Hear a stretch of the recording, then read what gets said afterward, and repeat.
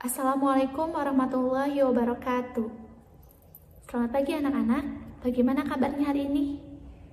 Mudah-mudahan selalu diberikan kesehatan. Amin ya rabbal alamin.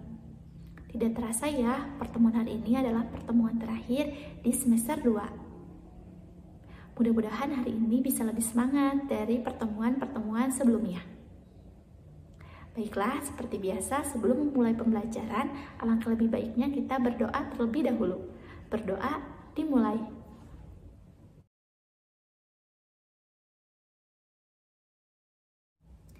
Berdoa selesai. Baiklah, sebelum Ibu menjelaskan materi apa yang akan kita bahas pada pertemuan hari ini, Ibu ingin tahu terlebih dahulu, siapa di antara kalian yang sudah tahu atau sudah membacanya? Siapa? Apa materinya? Ya, benar. Pada pertemuan hari ini kita akan membahas materi mengenai perubahan masyarakat Indonesia pada masa penjajahan. Untuk lebih jelasnya, yuk kita simak pemaparan berikut ini. Perkebunan di Indonesia telah berkembang sebelum masa penjajahan. Bangsa Indonesia telah memiliki teknologi turun-temurun untuk mengembangkan berbagai teknologi pertanian. Pada masa penjajahan, terjadi perubahan besar dalam perkembangan perkebunan di Indonesia. Penambahan jumlah lahan untuk tanam ekspor dilakukan di berbagai wilayah di Indonesia. Bukan hanya pemerintah kolonial yang mengembangkan lahan perkebunan di Indonesia, tetapi juga perusahaan-perusahaan swasta. Pada masa pemerintahan kolonial Hindia Belanda, banyak perusahaan asing yang menanamkan investasi di Indonesia. Berhektar-hektar hutan dibuka untuk pembukaan lahan perkebunan. Perhatikan gambar berikut ini. Saluran irigasi Bendungan Komering 10 atau BK10 di Desa Gumawang, Belitang, Madang Raya, Kabupaten Oku Timur, Sumatera Selatan, dibangun sejak masa Hindia Belanda. Daerah Oku Timur yang awalnya hutan belantaran berubah menjadi lahan pertanian dan perkebunan yang sangat subur hingga sekarang. Persebaran penduduk dan urbanisasi. Sejarah transmigrasi di Indonesia terutama terjadi pada akhir abad 19. Tujuan utama transmigrasi pada masa tersebut adalah untuk menyebarkan tenaga kerja murah di berbagai perkebunan di Sumatera dan Kalimantan. Munculnya berbagai pusat industri dan perkembangan berbagai fasilitas di kota menjadi daya dorong perkembangan kota-kota. Persebaran penduduk Indonesia tidak terbatas dalam lingkungan nasional, tetapi juga lintas negara. Pengaruh pemerintahan kolonial Barat di satu sisi memiliki pengaruh positif dalam mengenalkan berbagai tanaman dan teknologi dalam pertanian dan perkebunan. Beberapa tanaman andalan ekspor dikenalkan dan dikembangkan di Indonesia. Pengenalan tanaman baru sangat bermanfaat dalam pengembangan pertanian dan perkebunan di Indonesia. Penemuan tambang-tambang. Pembukaan lahan pada masa kolonial Barat juga dilakukan untuk pertambangan minyak bumi, batu bara, dan logam. Pembukaan lahan pertambangan terjadi pada akhir abad 19 dan awal abad 20. Pada zaman penjajahan Belanda, banyak dibangun jalan raya, rel kereta api, dan jaringan telepon. Pembangunan berbagai sarana transportasi dan komunikasi tersebut mendorong mobilitas barang dan jasa yang sangat cepat. Pada transportasi laut juga dibangun berbagai dermaga di berbagai daerah di Indonesia. Perubahan masyarakat dalam kegiatan ekonomi pada masa kolonial terjadi baik dalam kegiatan produksi, konsumsi, dan distribusi. Kegiatan produksi dalam pertanian dan perkebunan semakin maju dengan ditemukannya berbagai teknologi pertanian yang bervariasi. Pada masa kekuasaan kolonial Barat, uang mulai dikenal sebagai alat pembayaran jasa tenaga kerja.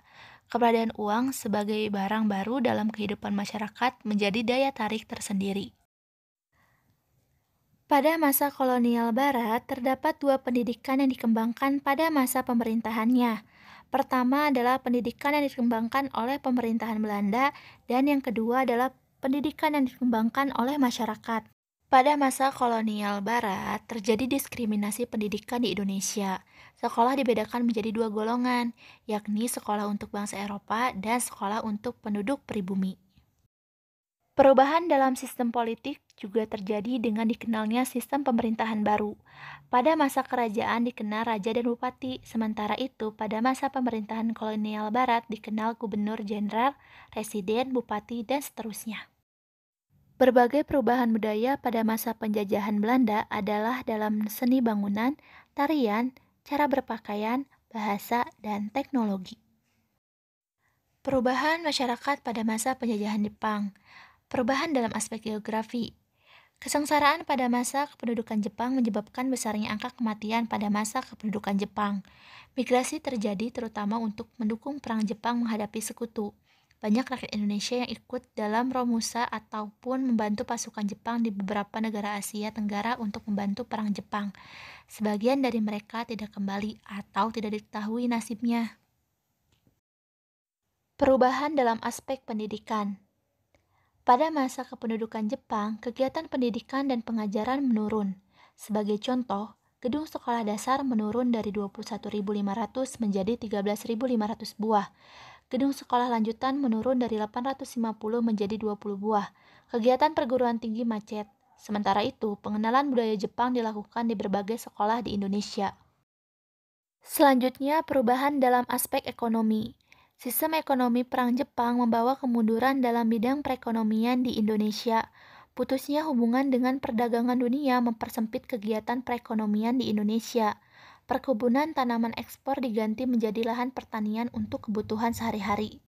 Perubahan dalam aspek politik.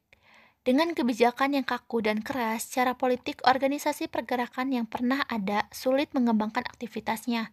Bahkan, Jepang melarang dan membubarkan semua organisasi pergerakan politik yang pernah ada di masa kolonial Belanda. Pada masa akhir kependudukan Jepang, terjadi revolusi politik di Indonesia, yaitu kemerdekaan Indonesia. Peristiwa proklamasi kemerdekaan tanggal 17 Agustus 1945 menjadi momen penting perjalanan sejarah Indonesia selanjutnya. Perubahan dalam aspek budaya. Jepang berusaha menjepangkan Indonesia. Ajaran Shintoisme diajarkan pada masyarakat Indonesia. Kebiasaan menghormati matahari dan menyanyikan lagu Kimigayo merupakan salah satu pengaruh pada masa kependudukan Jepang. Pengaruh budaya ini menimbulkan perlawanan di berbagai daerah. Perkembangan bahasa Indonesia pada masa pendudukan Jepang mengalami kemajuan. Pada tanggal 20 Oktober 1943, atas desakan dari beberapa tokoh Indonesia, didirikanlah Komisi Penyempurnaan Bahasa Indonesia. Tugas komisi ini adalah menentukan istilah-istilah modern dan menyusun suatu tata bahasa normatif, serta menentukan kata-kata yang umum bagi bahasa Indonesia. Bagaimana materi hari ini? Mudah dipahami? Alhamdulillah, jika mudah dipahami, seperti biasa Ibu akan memberikan satu soal yang harus kalian jawab. Yuk kita langsung saja simak soal berikut ini. Perhatikan soal berikut ini. Sebutkan minimal 3 perubahan masyarakat Indonesia pada masa kolonial Barat. Baiklah, apakah sudah terjawab? Oke, kita bahas bersama-sama. Ya, benar. Jadi terdapat 3 perubahan yang dialami masyarakat Indonesia pada masa kolonial Barat. Yang pertama itu adanya perluasan penggunaan lahan, persebaran penduduk dan urbanisasi, dan pengenalan tanaman baru. Alhamdulillah, tidak terasa pertemuan kita pada semester 2 ini. Mudah-mudahan apa yang Ibu sampaikan dapat bermanfaat dan juga dapat menambah hasanah ilmu pengetahuan kalian. Dan kita bertemu lagi di semester selanjutnya. Mohon maaf bila ada salah-salah kata. Wallahu a'lam bishawab. Wallahu muwaffiq ila aqwamit thoriq. Wassalamualaikum warahmatullahi wabarakatuh.